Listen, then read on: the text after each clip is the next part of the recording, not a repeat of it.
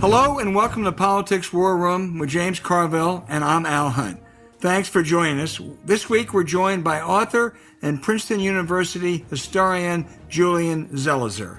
Remember, we take your questions each episode, so write into politicswarroom@gmail.com or send a tweet to @Politicon for next week's show. We'll get to as many as we can. Don't forget to tell us where you're from. This episode is sponsored by our friends Blinkist and HelloFresh. Please check out their links in the show notes. And thanks for supporting our sponsors. It really does help make this podcast happen. Tell your friends about us and remind them to subscribe on Apple Podcasts, Spotify, Stitcher, or wherever you get your podcast. James got a lot to talk about this week and got a special new segment, which we'll talk about later, which I think our listeners are going to love. But I think we have to start off talking about the tragedy unfolding over in the Middle East. The Israeli-Palestine violence is more perilous than usual. I just think Biden has got to pressure Netanyahu, not for an overall settlement, that's going to take years if ever, but to simply end this violence, which is in both Netanyahu and Hamas's interest, as I think New York Times columnist Tom Friedman so brilliantly captured. Hamas, because any peace accord weakens their support among the Palestinians and among the supporters that they're getting from outside, and Bibi because his only way out of jail may be to stay as prime minister. He was in real danger of having to step down after that last election, and now he's likely to stay. So I wish Biden would immediately nominate an ambassador with the skill and the knowledge of a former ambassador like Martin Indyk, and play a more active role and tell the Israelis that it's not an anything goes. It's not that I think the Israelis are wrong and the Palestinians are right. I don't. But I think that the only way the violence stops is for Biden to pressure Bibi. Well, there's an unusual feature of this that the other ones didn't have. And there's actual conflict going inside Israel between the Arab and Palestinian population and the Jewish population in Israel.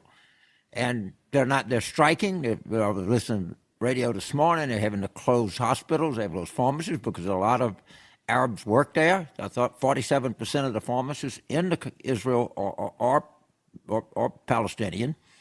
So, you could pressure him. He could cease fire and stop shooting into Gaza. Of course, you'd have to get the Gaza people to start shooting into Israel, and you also got to try to get people to stop fighting in the streets in Israel. This one, I think it's particularly difficult, and I desperately want to be wrong. I've worked in Israel.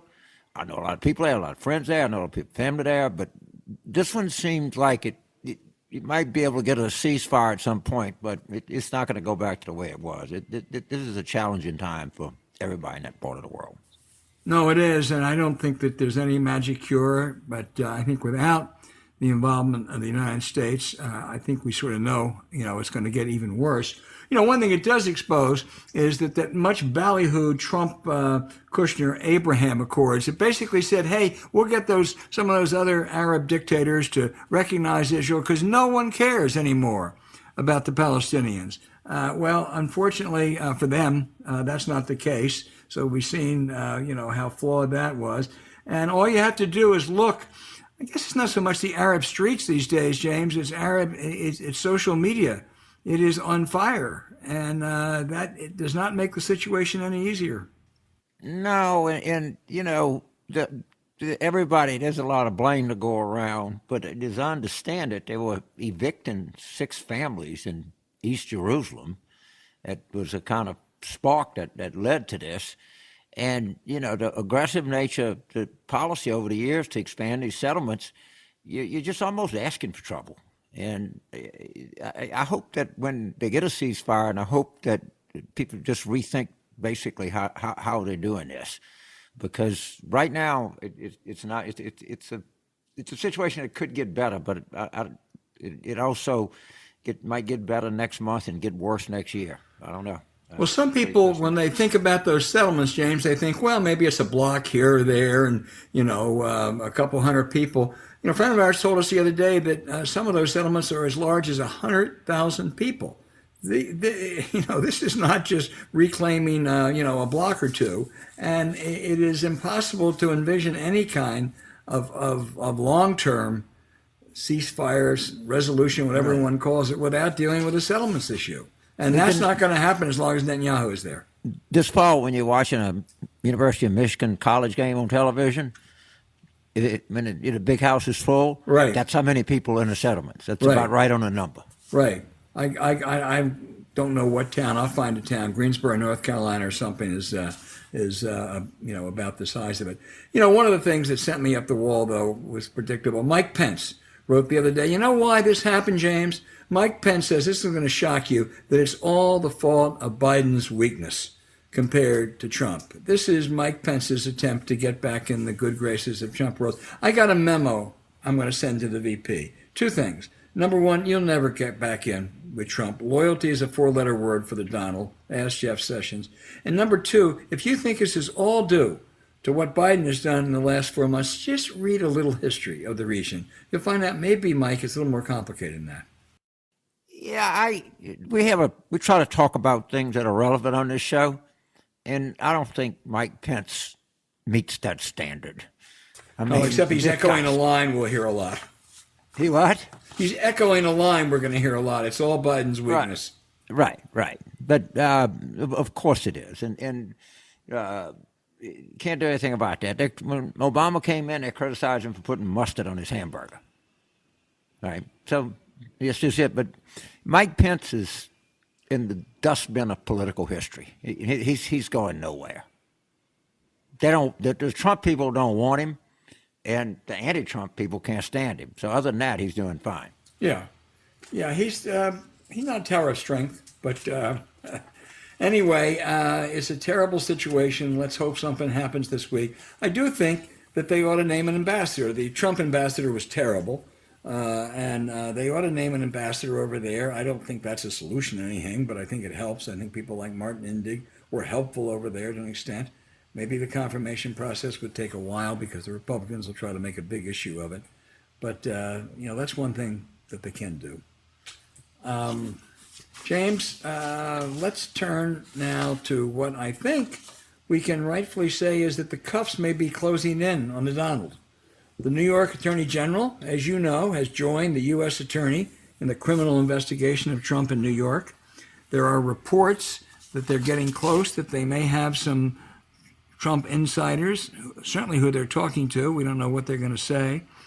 And as you know, because you have reported this, the Fulton County investigators are ratcheting up their probe into the efforts to manipulate the Georgia results. I can see why Trump doesn't want a January 6th commission, which might expose him to more culpability, though the bigger worry could be the Justice Department. But Donald Trump is going to need lots of criminal legal counsel. And my advice to every one of them, get paid up front. Well, first of all, you're exactly right about the Fulton County DA, and I think news will be coming out of there about the scope and the people that are going to be involved in determining if there's criminal liability here. I think they're going to put together a really top-notch team here. I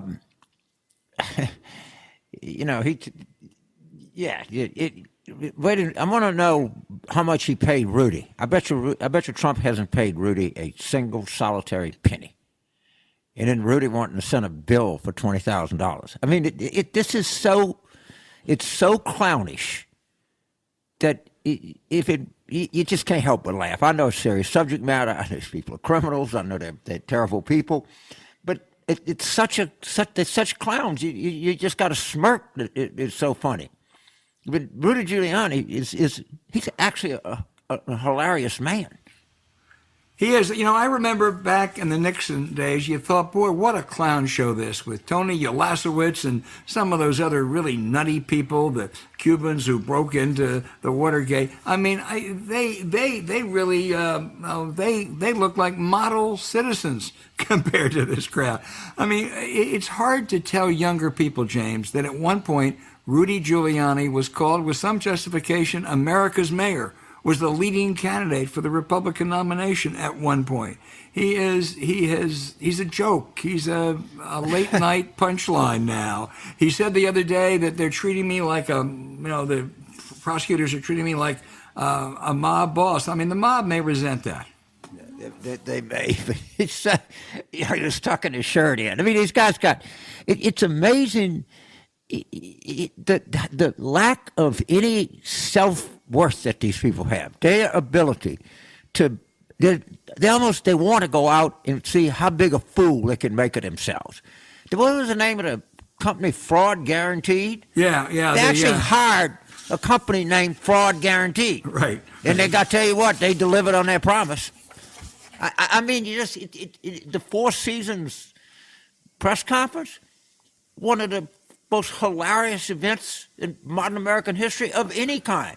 I would just point out it was the Four Seasons landscaping, a dumpy building in Philadelphia. It was next to like a dildo store. Yeah, exactly. Oh, no. It couldn't, I mean, again, and then the idiot kid is going to run for governor, like he's going to get any votes. I mean, I just, we'll talk about it more. The people's lack of just being embarrassed. I mean, I've done stuff in my life. I mean, a lot of stuff embarrassed my kids. I've probably done some things that embarrassed myself. But at least I was aware of it. I mean, these clowns just keep going, and I think Trump demands it. I think that's the price of being around him, is you have to make a complete fool of yourself to prove that you're loyal to it. Yeah, because the fish rots from the top. If politicians, political candidacies were like markets where you can go and you can buy a futures that a stock is going to go down, it's going to drop precipitously, right? And I've never done that because I'm not smart enough to figure out which ones would drop or which ones wouldn't. But if you could do that, I'd buy the Andrew Cuomo stock so big right now. I mean, can you imagine him running for governor of New York? When he didn't make the Duke golf team, they tried to sue Duke for not making the team.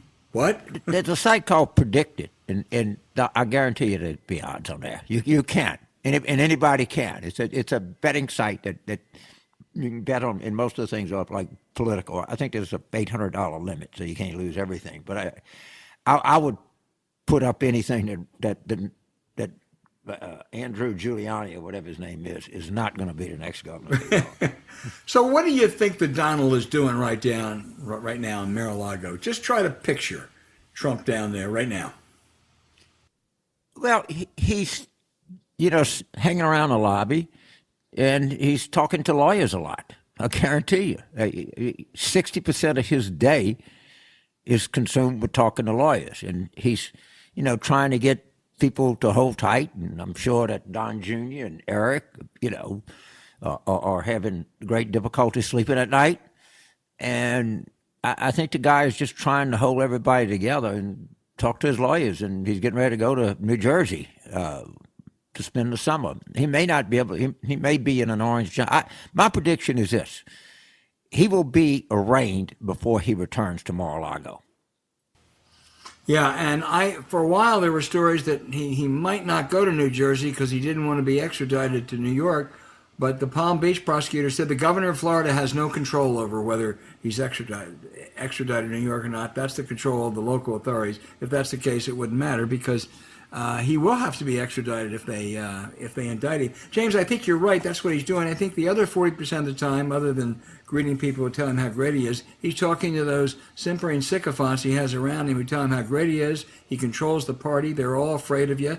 You make sure that McCarthy and McConnell and the others don't capitulate to anything, and that keeps him going. There is an element of truth to that as far as the party's concerned. Yeah. Look, it's not a party. People say, can you believe like Mitch McConnell is now against the January 6th Commission? Or people get mad at Kevin McCarthy. What a hypocrite. This is what he said, blah, blah. They cannot, they don't belong to a political party. They belong to a personality code. And anybody that wants any position in the Republican Party has to be a member of the personality code. They would have voted Mitch McConnell out of being majority leader. They would have voted Kevin McCarthy out. Look what they did. If there was any proof that it is not a political party, they ceremoniously dumped Liz Cheney and put this Stefanik creature as the thing. That they're not even comparable if it comes to what you would call the ideological filament of the Republican Party. It is not a party. We should not be disappointed when people do exactly the predictable thing. I don't want to tease what we're going to offer our listeners later, but Elise Stefanik, James, did go to Harvard, and I know that would impress you, but that's her credential, right? No. Right. Well, we'll talk about this a little bit later. Right, a little bit later. This segment is really worth paying attention to. It is. It clearly is.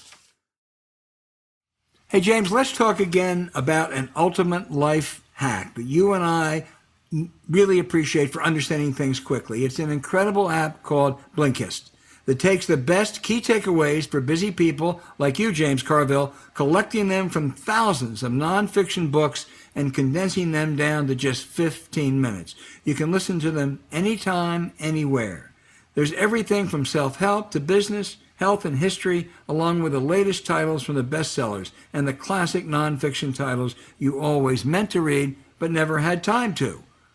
Yeah, I would love to interview them to find out, because whoever distills these things is some kind of a genius, because they could really, and some of the things where maybe books you read and you read their description and you go, gee, I wish I'd have just read this and not gone to the trouble to read the whole damn thing. I could have read more.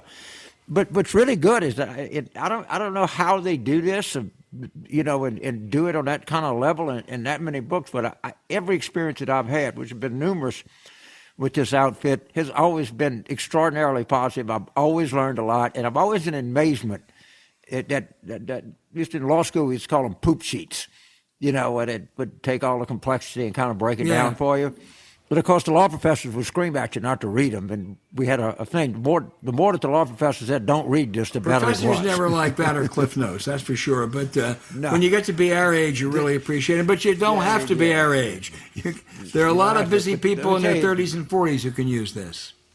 The she or he or whoever it is that did this, they know what the hell they're doing. I mean, the stuff that they pull out is well, with Blinkist, you get unlimited access to read or listen to really, as you say, James, a massive library of condensed nonfiction books. All the books you want, all for one low price. And right now, for a limited time, Blinkist has a special offer just for you all out there listening to this program. Go to Blinkist.com/War Room to try it free for 7 days and save 25% off your new subscription.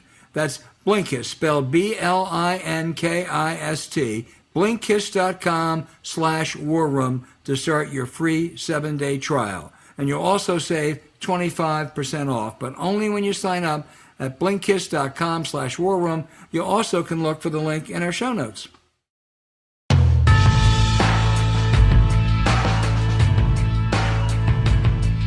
Hey, James, our guest for a return visit is Julian Zelizer, the distinguished Princeton professor and author of numerous books, most recently on Newt Gingrich and the rise of the New Republicans. He is an expert on today's GOP, such as it is. Julian, welcome. Let me just start. House Republicans, vast majority of them opposing an independent investigation into the deadly mob assault on the Capitol. What does that tell us about today's Republican Party? Well, I think it says two things. One, I'm sure some of them are nervous about a commission investigation, given they had participants in the party in stoking the entire event. So it's somewhat predictable. And two, this and the allegations about a fraudulent election are pretty central to the narrative of all Republicans. And the only question is why there are continued stories and speculation about will this cause a great rift in the party, or would McConnell or Congressman McCarthy go along with this? I think it's pretty clear where they are, and this is the outcome of a party that's all in with Trumpism. Yeah, it really is. I was going to say, how much of all this is Trump related? You wrote about Newt Gingrich and what he did, and a lot of this seems to be a natural sequel to that. But, the one thing I think it's interesting, Julian, I want to get your take on, I did a column a couple of weeks ago, that one thing that's gone this is no longer the party of Ronald Reagan. I mean, the Democrats may at least in part be the party of FDR, but Reaganism died with Donald Trump. Well, that's true. I mean, I think there's certain elements that Reagan put into motion, or that era of Republicans put into motion, which are actually part of what's happening. But certainly, in terms of coherent ideas, in terms of Reagan's aspiration, whether you liked him or disliked him, to build a coalition that was broad and that was somehow comparable to what FDR and the New Deal had done, that's gone. This is a party now that's all in on a very narrow part of the electorate, not trying to create a broad coalition and not using big ideas, but using disinformation as the major currency of politics. I mean, it's swapped out tax cuts and anti-communism for voter fraud allegations and conspiracy theory, and that's a big sea change. Yeah, it sure is. You know, Liz Cheney, I disagree with her on most everything, but I admire her stance. And she says she wants to stop the Republican Party from Trump's domination. She's tilting at windmills, isn't she? Well, I think her fate reflects where she stands in the party. It was pretty quick. They dismissed her and booted her out of her position very quickly, all for saying that the election was legitimate. It was an incredibly inconsequential statement if you were really looking at this in perspective. And this is coming from someone who's very far to the right and who's actually been engaged in some of the kinds of politics that the Tea Party likes, and yet she went too far by going against the president. So I don't really see how Liz Cheney does this. I don't see how she changes the party. She's an outlier right now. And I'm not one who thinks a third party is likely going to be on the way. So I see what she's doing, but I don't really see how she plans to get there. James. So Julian, I just dispute the nomenclature of calling the Republicans a party. It is it is a personality cult, and it behaves as a personality cult would behave. 75% is built around a personality, and in a sense that I think about a political party, that it's expansive, it builds on coalitions, it tries to expand itself. It doesn't even, today's so-called Republican Party does not even meet the definition of a political party. Look, I think it's a fair point, certainly from someone who's been involved in party building, but it still has the organizational apparatus of a party, which gives it a lot of muscle, meaning the money that the party depends on, the organizational structure that gets out the vote, and the connection between the congressional wing of the party and the cult, which I assume we're talking about the former president, is pretty strong. So I think there's more there, and it might not be the kind of party we traditionally think of. It might not be the kind of party many Americans like, but I think that's part of what gave the former president and still gives him his strength. He's situated in this big apparatus, which has a lot of money, muscle, and votes. But all the apparatus does is bend to his will. Mm-hmm. And there are some disputes over who gets to raise money and who keeps whatever money, and there's real disputes as to how much money Trump's keeping for himself. So let's assume that something happens. I don't know. Trump decides that he just retired from American politics. He's going to an island in the middle of the South Pacific, and the Manhattan DA and the Fulton County DA and the New York Attorney General and the Justice Department, everybody says, "Okay, you can go there and live your years out." What do you think would happen to the Republican Party? So here we go. Trump's removed. He's off somewhere in La La Land, Shangri-La. What happens next? Or Mar-a-Lago. I think the ideas of the party wouldn't change so much. Maybe we see it differently. I think you'd have new versions of Trumpism, maybe Senator Hawley or maybe Senator Cruz, who on policies, whether it's restrictionism with immigration, whether it's voting restrictions, they're all very much aligned with this. And many of them were before Trump announced in 2015. I mean, this was what the Tea Party was fighting for when they stormed Washington in 2010 and 2011. So I don't know if the party changes. It's not going to reverse itself on immigration. It's not going to reverse itself himself on most key economic policies and voting restrictions. Boy, the party has been fighting for this since the early 2010s and accelerated it after Shelby v. Holder. So you can take Trump out and still have a party that looks the same, and it'll be vying for who takes over. Yeah, I honestly, just my own opinion is it would become crazier because they would have to, they would get into an auction, all right? And then it would have mandatory guns and coffins, all right? If you're not for that, you're for gun control. I'm serious. Trump would be a moderate version of Trumpism compared to what's going to happen when he leaves. They're not going to all hit themselves in the head. So, gee, we're over that. Now let's just go back to talking about tax cuts and national security. I think that's fair. I think he unleashed or accelerated elements of the party. And once he's gone, it's not as if they then are curbed. They actually continue and they want to double down. I think the incentive into 2024, if he's not running, will be to show they can do it in even more aggressive fashion. And they can say whatever they want. And they could engage in Trumpian politics, so to speak, in a way he never could.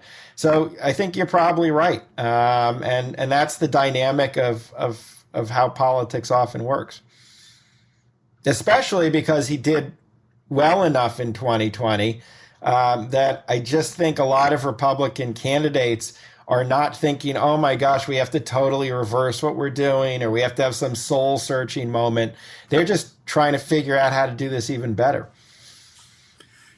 Julian, I 99% agree with you. I think the one thing, I thought the Tea Party people in the main were nuttier than a fruitcake, but I think the one thing that was kind of consistent was that they were for less government, no regulation, do something about entitlements. Trump didn't give a shit about any of that. I mean, he really didn't. And so he really changed whatever, as nutty as I thought it was, coherent anti-government policy they had too. Now, maybe they'll go back to that, although I think they look pretty hypocritical when they do that now.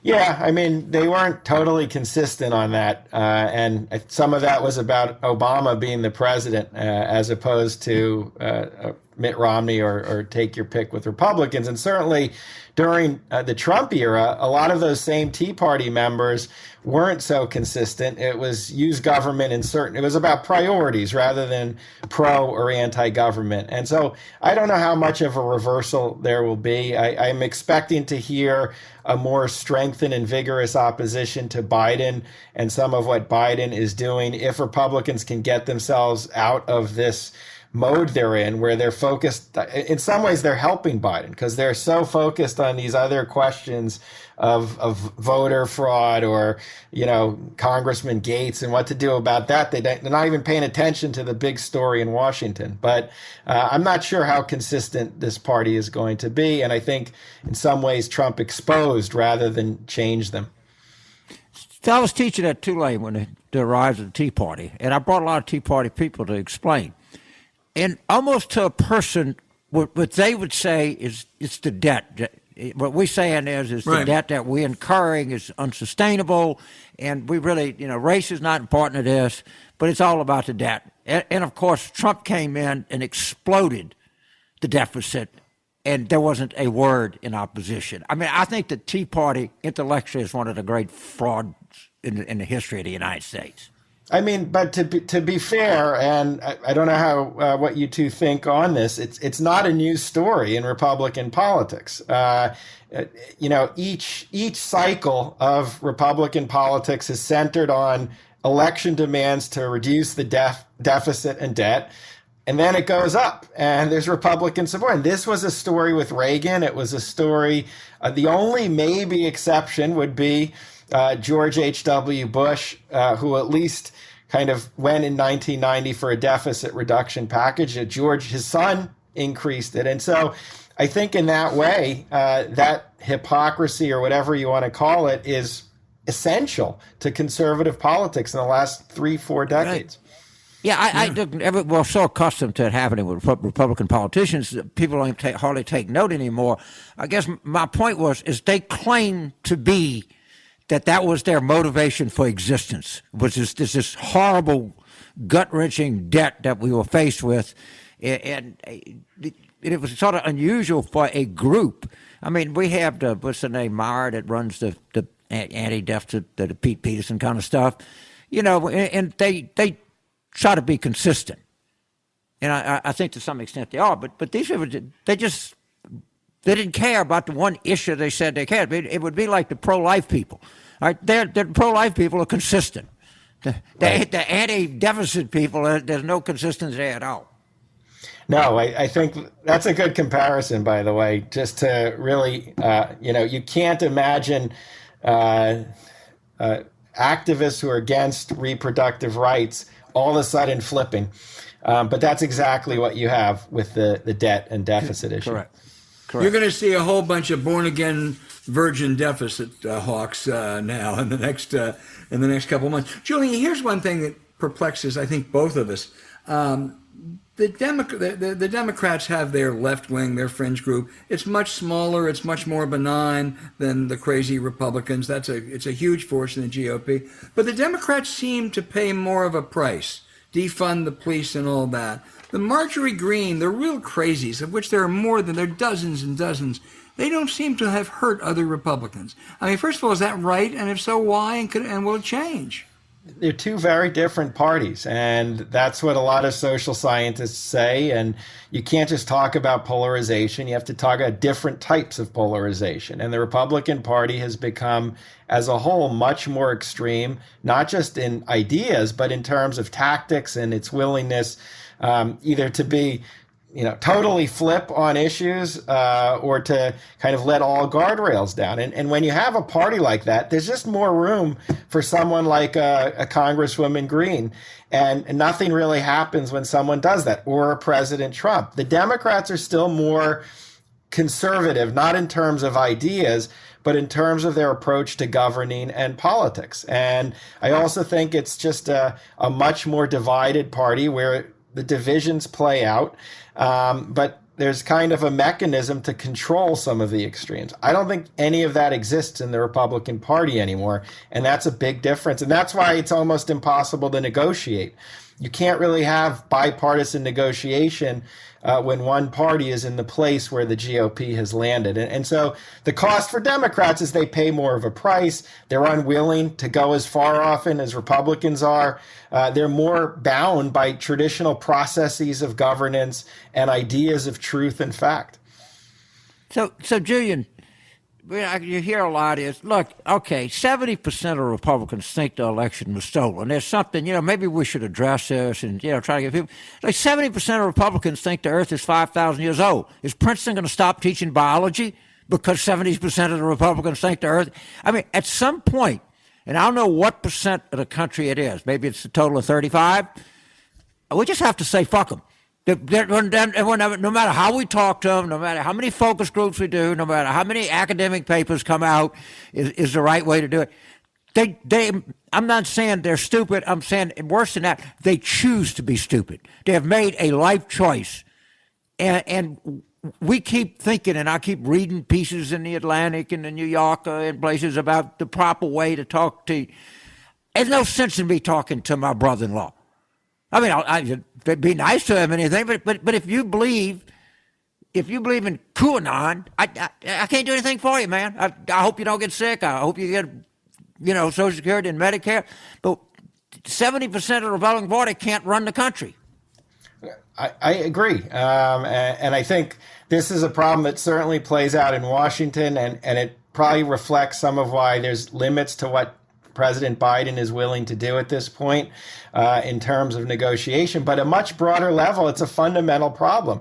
It's not as if you're going to persuade 70% of a party that believes this was a stolen election when there's no evidence for that to all of a sudden think in a different way. And I think that extends to a number of questions. And that's why there's some skepticism about right now the emphasis on bipartisanship or the articles you're referring to that talk about the need to better understand people who have entered a space of falsehood and conspiracy and disbelief. I'm not sure the best use of our political energy, which is limited, especially in times of multiple crises, is reaching out to a group that doesn't want to be brought in and that doesn't believe the same set of facts. Look, in the 60s, there was a vigorous, heated, and divisive debate over Vietnam. Should we be in Vietnam or should we take troops out of Vietnam? Today, the debate would be half the country saying we're not even there, even as there were ground troops right in combat. And it's too hard to have a legitimate debate that way. I agree, Albert. I mean, thank God. I don't think it's half, but it's a whole lot of people that they just don't want to get better. And I think that they're right, Biden. Maybe you just talk bipartisanship, and at some point you say, well, we tried everything we could, and this is a document of what we did. And, it takes two people to play a pickup basketball game, and we just got to play this one by ourselves. Yeah, it's. I mean, the one place that you have to make an exception, Julian, I think you would agree, is the vaccines. You got to do whatever you can to get that that crazy group. It's not. Have you had a chance to read up, or do you know Elise Stefanik? What's your take on her? Yeah, I think it's the same story. Certainly, initial speculation and coverage that here's a different kind of Republican, but it turns out she's very aligned with where the party is, and if she does what's necessary to keep her seat, keep her position, I don't think you're going to see any utterances from her that sound anything like what Liz Cheney said. And I expect her to be a loyal foot soldier in this party, and that's my take on her. Principle won't get in the way. Just finally, Nope. For me at least, James may have another one. Do you see anything down the horizon to cleanse the party of this? No, not right now. I mean, I said before the election that the only thing I could imagine is just utterly disastrous election performances, not once, but over several cycles, something that would create the shock and awe that 1964 did with Barry Goldwater, although that was only temporary. But the idea that same partisan interest, that same drive for power that motivates the party so strongly right now, ultimately says that this kind of politics doesn't work for us, even if they have no moral objection to it. But we're not there. We're not anywhere close. So I don't see in the next few election cycles anything changing where the party is. And they're probably going to do well in the midterms, the GOP. So it'll only increase the incentives to continue along this path. So Professor, if Newt Gingrich said, I have played a significant part in the development of the modern Republican Party and where it stands today, and the Washington Post called you on a fact check, would there be a lot of validity for Newt taking credit for a lot of what's happening in the Republican Party today? Oh, for sure. Can we give him credit for that? 100%. I don't know if it's in the way he would intend, but he created a lot of the playbook. He created this mentality about politics, and so you would have to give him thumbs up for that fact check. All right. Well, it was great talking to you, and tell everybody in the faculty lounge in Princeton hello from me. I will, and we'll say it in very simple language. Julian Zelizer, you're a great guest. We're going to have you back again. Thank you so much. Thanks for having me, guys. Bye-bye. Yeah, you bet. Now we want to take a minute to tell you about a delicious meal service that's taken over our kitchens. With HelloFresh, you get fresh, pre-measured ingredients and mouth-watering seasonal recipes delivered right to your door. It makes home cooking easy, fun, and affordable. That's why it's America's #1 meal kit. And thanks to HelloFresh, eating healthier has never been easier with low-cal, carb-smart, vegetarian options every week. HelloFresh offers 25-plus recipes to choose from weekly, from vegetarian meals to craft burgers and extra special gourmet options, all packed with fresh produce directly from farmers. They even have meals ready in under 20 minutes so you can stay on the move. The best part is every recipe is designed and tested by professional chefs and nutritional experts to ensure deliciousness and simplicity. Your whole family's going to love it. James, you love it. Yeah, I do. And this stuff is a lot of the wave of the future here. and what they got perfect. I mean, the nutritional balance in it. And again, I go back to the stuff is good. I mean, it tastes good. I mean, I'm very much a food snob. You know, like you call this food, and they real extract. It has real taste to it. You're giving up nothing in terms of the taste profile, and you're getting a lot in terms of the nutritional profile. And I think that's what people are really looking for, because a lot of people just don't want to give up taste, you know, just for the sake of good nutrition. And this does not make you, this allows you to have your cake and eat it too, if you will. Go to HelloFresh.com/warroom12 and use code warroom12 for 12 free meals, including free shipping. For America's #1 meal kit, remember, go to HelloFresh.com/warroom12 and use code warroom12 for 12 free meals, including free shipping. We also include the link in our show notes.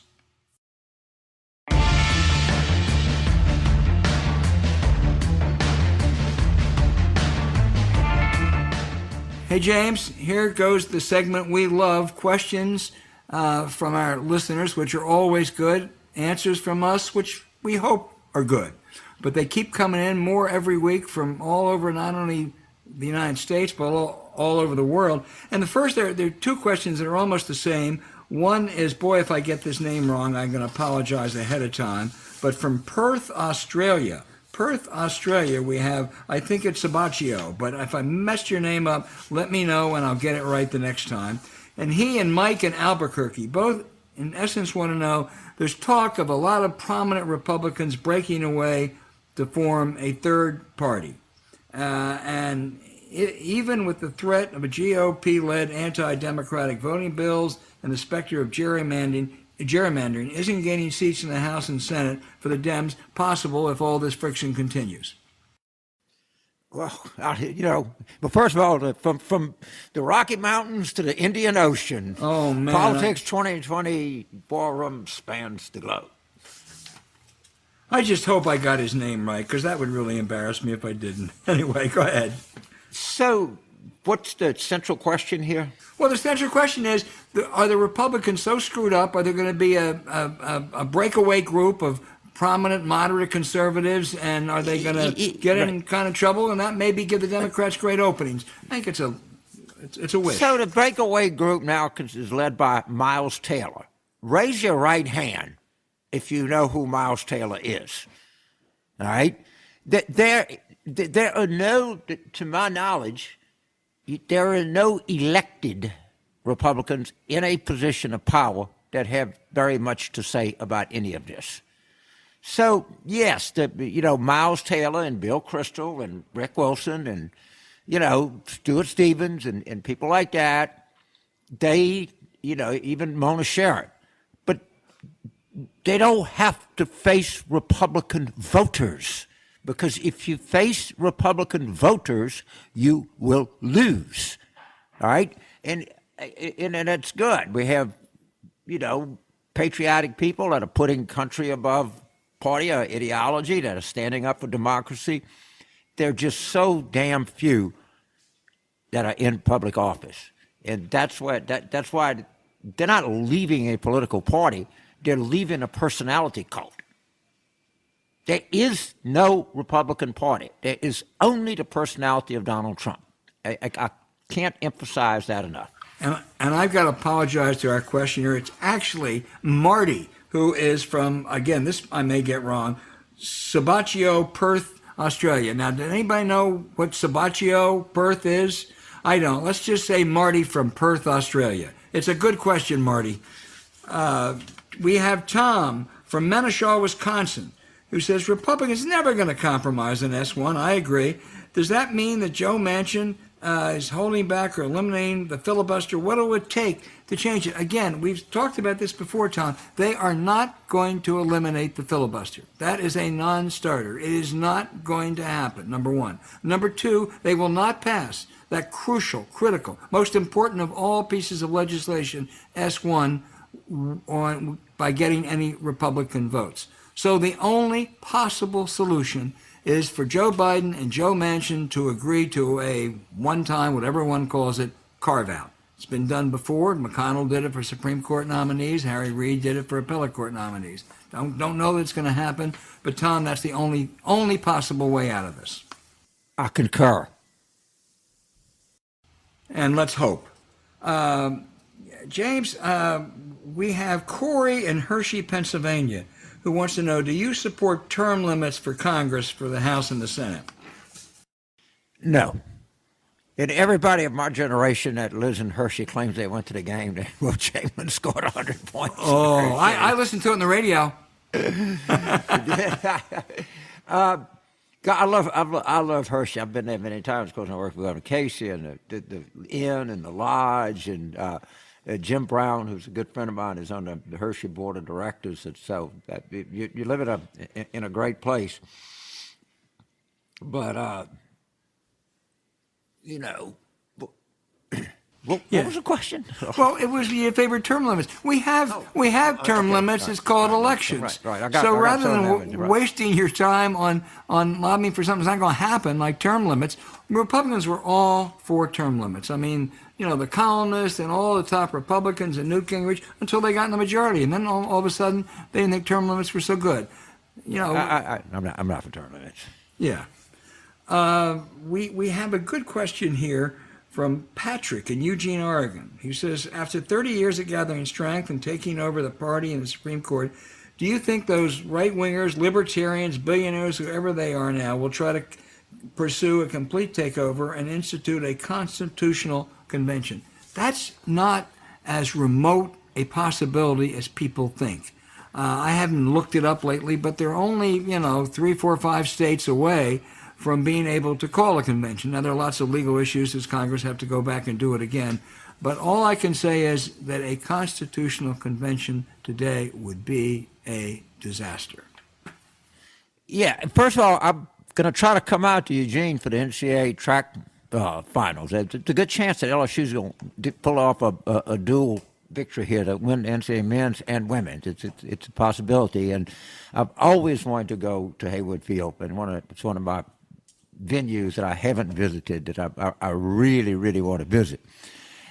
We can't pass gas in a Congress. How are we going to pass constitutional amendments? I mean, until the country, as long as 40%, 38% of this country is insane, we're not in a good position. So, and what's the Constitutional Convention going to do? Would we repeal the 14th Amendment? Well, I think that's not the only one that would be in danger. Yeah, the 16th. How about the first? Yeah, it's not. It would be dangerous. Hope it's not going to happen. But again, it's not remote. They're only 3, 4, 5 states away.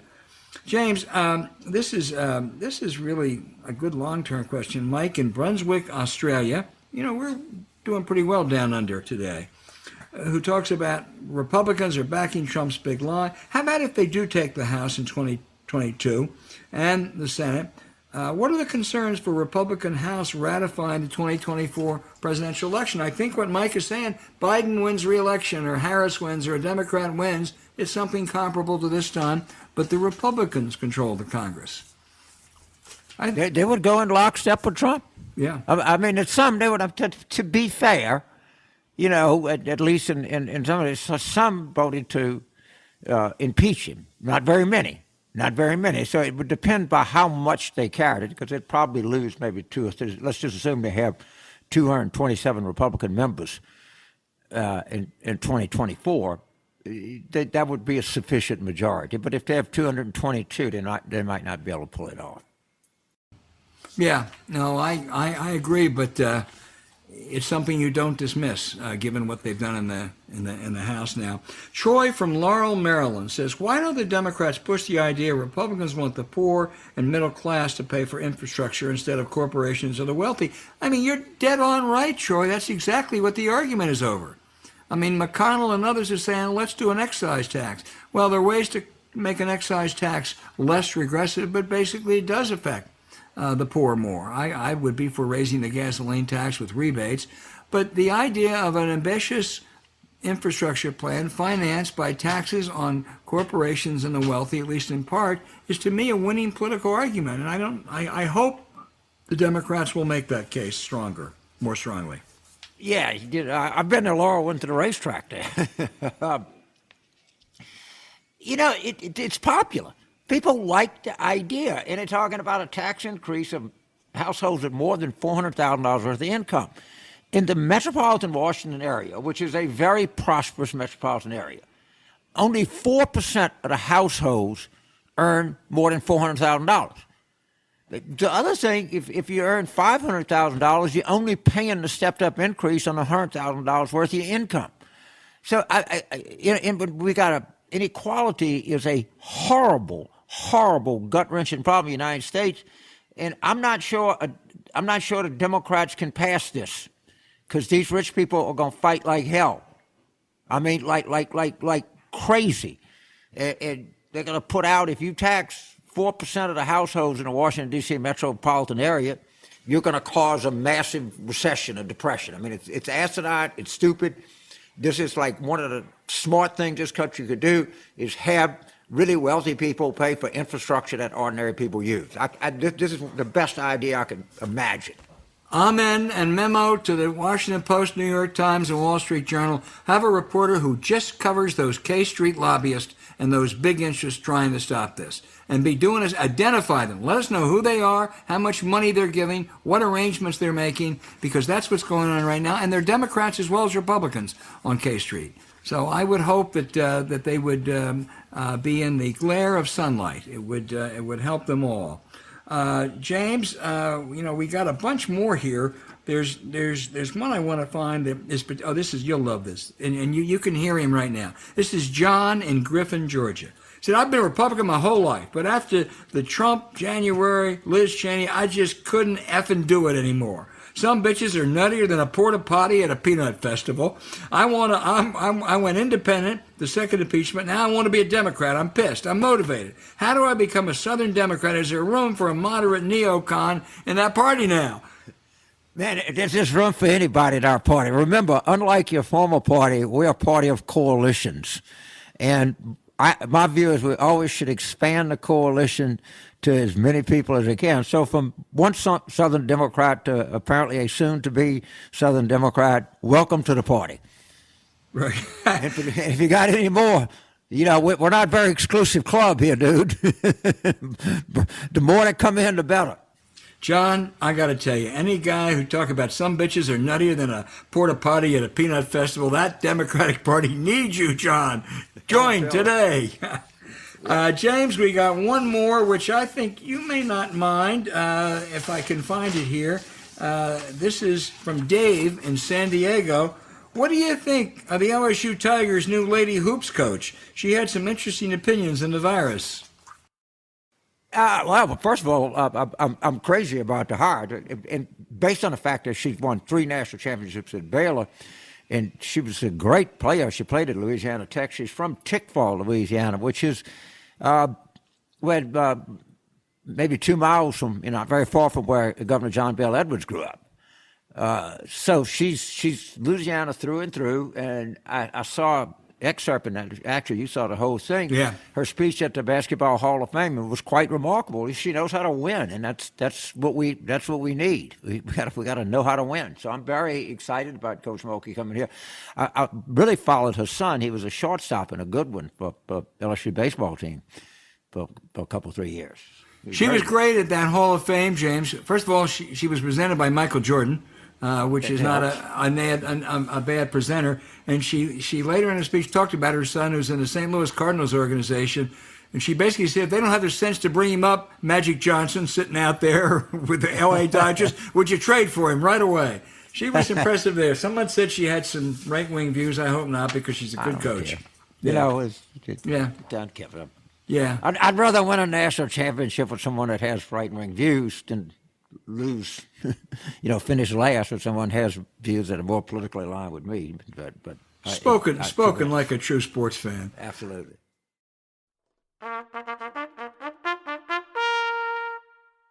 Hey, James, this is really exciting. This is a momentous event for War Room. We're starting today a new periodic outrage segment. It's called the Ivy League Sphincter Hall of Fame. Now, the requisites are simple. A candidate must be a graduate of an Ivy League school. They have to be involved in politics or public life, and they have to be more than just a jerk. They have to attain a high level of obnoxiousness. It's limited to the Ivy League because still too often elites associate that with unequaled talent. Now, I teach in an Ivy League school, which I love, as I do a number of dear friends who are alums of the Elite Eight, but they're exceptions. Candidates for our Hall of Fame. And like baseball in 1936, we'll have 5 initial inductees. James, there's a lot of suspense now. Tell us the first class of Ivy League Sphincter Hall of Famers. Drum roll, please. All right. The first member of the Sphincter Hall of Fame, or as I call it, the Hall of Flatulence, is none other than Donald J. Trump. I really don't think that requires a whole lot of reasoning behind it. The second is, and I got to tell you, he didn't come close to Trump, but he was within spitting distance, would be Josh Hawley of Missouri, in a real tight race with Ted Cruz of Texas. And we'll round out, and I think Trump is a Penn graduate where you teach, he right? is. It's a great university, despite that. Hawley is at Yale Law School, and Cruz is Princeton and Yale Law. Princeton and Harvard Law. So he really qualifies. Then we're going to come in with Dartmouth, the Big Green. Didn't get a mention yet, but so the Big Green, we're rolling down here out of Hanover, New Hampshire, with Laura Ingraham. We have some gender diversity here in our class. We wanted to be another sure Ivy League school, right? And then in another Ivy League school, and the Yale Law School comes up again, and I think this was an easy choice in Alan Dershowitz. So that's our original 5. Now, I want all of our listeners, be sure to write us with your recommendations or nominations for future Ivy League Hall of Famers, and Al's going to talk to you about the criteria.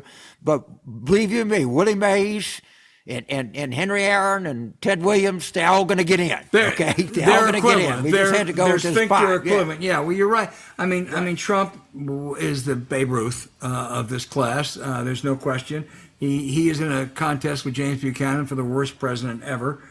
He's a serial liar, a cheat, a bully who loves to hurt the less powerful. And James, he's going to leave a stain in our democracy that'll take years to overcome. So I love the University of Pennsylvania. This is a rare exception. They have a lot of great people.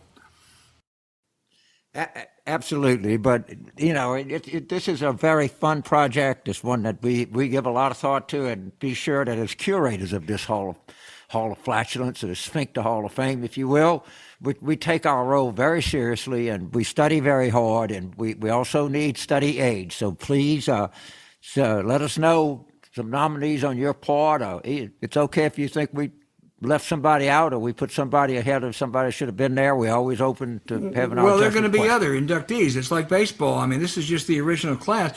And, I think we ought to just very briefly go. I mean, Josh Hawley, you mentioned. Everyone person who was important or mentored or enabled him.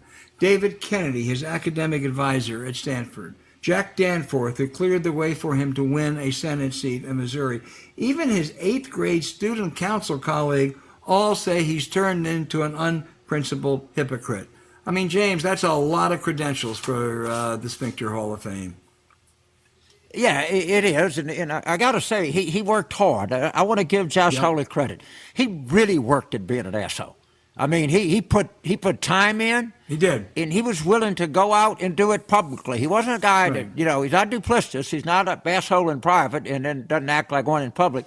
He is across the board world-class asshole, and even people that knew him and liked him in earlier life see that happening. So hats off to you, Senator Hawley. You've really worked hard to achieve this, and I think you're an asshole when you're sleeping. Well, Ted Cruz did 2 things. Ted Cruz did 2 things that I think make him especially qualified for this. It really has nothing to do with his crazy ideology. but one after Donald Trump accused his father of complicity in the assassination of President Kennedy, and then suggested that his wife was ugly. A year later, the junior senator from Texas came crawling back to get in the Donald's good graces. Now, that is a all-time Sphincter qualification. And then when he was caught fleeing to Cancun, James, while Texans were freezing in a pipeline crisis, he said it was all because of his daughter. Yeah, and he also said, Trump said, I'm going to spill the beans on Heidi. Trump did, yeah. Right? Yeah, Trump did. And the thing that gives him that extra special first ballot kind of thing, because there's competition out there, all right? You just don't get in here unless you show some extraordinary assholeness. You know what I mean? And he even looks like an asshole. I mean, he fits the bill in every way. You know, in a way that, like, kind of Lou Gehrig, looked like a baseball player. Willie Mays kind of looked like Michael Jordan. 180 degrees player. The other way, right. Yeah, he doesn't act the part. He also just look at Ted Cruz on Saturday Night Live, and that's the real Ted Cruz. We have one woman in this, as you say, from the Big Green, Laura Ingraham. I don't know the Fox News provocateur very well, and I do admire her adoption of 3 little kids. But her vicious demagoguery is what gets her into the hall. She ridiculed one of the survivors of the Parkland High School mass murders. She assailed the, quote, demographic changes that have been foisted on America, end quote. I think that's people of color, James. And her mindless COVID-related attacks on Dr. Anthony Fauci prompted her own brother to call her pathetic. I think she's a worthy inductee. Oh, yes. Oh, and again, you don't get into this by just doing one or two things. We're looking at an entire career that spans many, many, many years of this kind of behavior. So she earned her spot. I mean, this was not I want to assure everybody, this was not some kind of a diversity thing, or we didn't feel like we had to include a female in our opening class.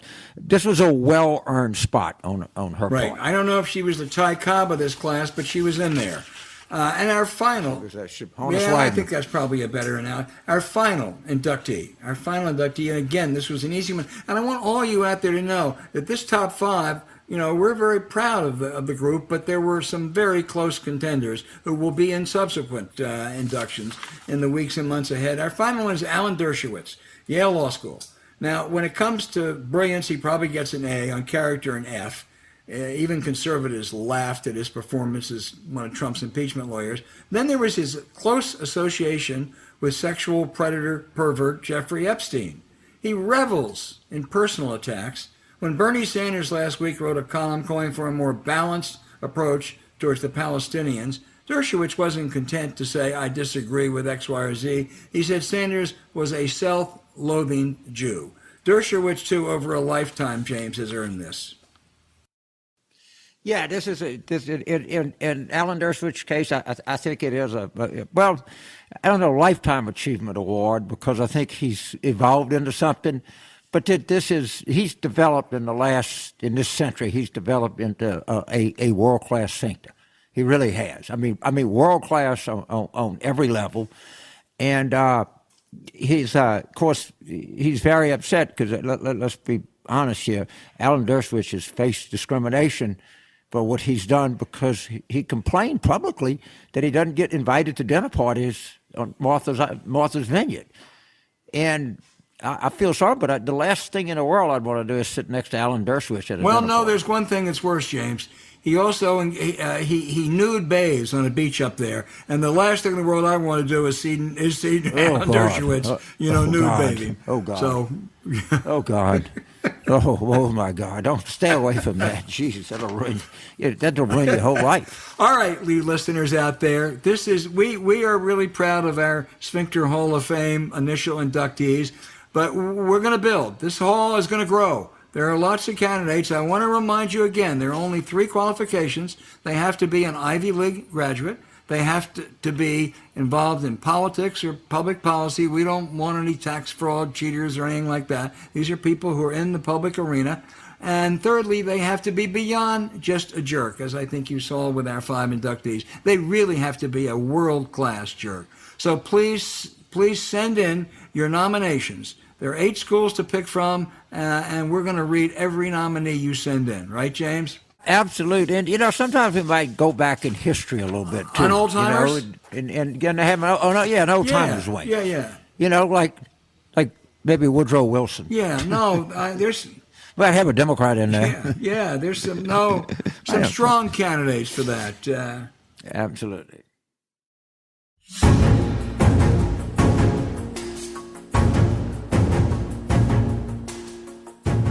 Hey, thanks for listening to Politics War Room with James Carville. I'm Al Hunt. Don't forget to send your questions for us by email to politicswarroom@gmail.com or tweet them for next week's show at Politicon. Following this episode, we would really appreciate it if you'd check out the links to our sponsors, Blinkist and HelloFresh. We deeply thank you for supporting them. When you do, it helps make this podcast happen. To keep up with us, subscribe to Politics War Room on Apple Podcasts, Spotify, Stitcher, or wherever you listen. Please rate the show with a 5-star review. We'll be back next week with another show as we continue our war room planning, and next week will be special. We have as our guest former Senate Majority Leader Harry Reid to talk about the Senate and politics and UFOs, which he has long said should be studied much more carefully and are much more realistic than some of the naysayers have said for years. So Harry Reid next week on the Senate, politics, and UFOs.